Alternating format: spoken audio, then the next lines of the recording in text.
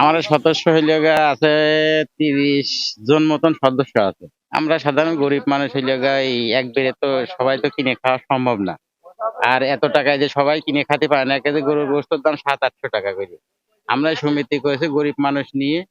আপনার এই সমিতি হইলে আস্তে আস্তে টাকা গুছায় এই রোজার চিহ্নিতে আমরা একবারে ভাগ করে নিই।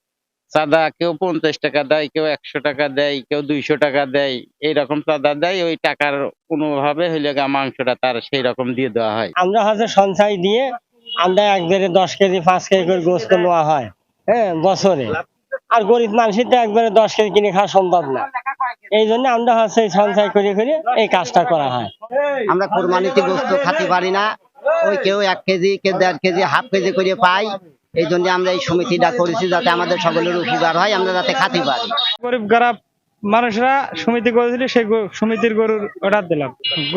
গরুটার ওজন 6.5 মণ। যে 1 বছর ধরে হচ্ছে সঞ্চয় করে এই সময় হচ্ছে গোস্ত হচ্ছে গরিব মানুষ যারা তারা গোস্ত হচ্ছে একবারে বেশি করে পায়।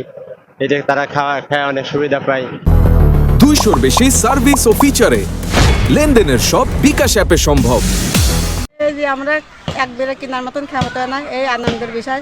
বাড়তেই খরচ হয় বলে আমরা নিজের মতন নিজে সমিতি করি। এই যে একটা গোস্ত পাই, আমরা সবাই মিলে আমরা আনন্দভাবে ঈদের দিন আমরা খেতে পারি। 5 কেজি করে গোস্ত পাই, এটাই আমাদের আনন্দ। মাছ ছালপাল নিয়ে খাই, হ্যাঁ, তাতে আমাদের আনন্দ উল্লাস ভালোই চলে।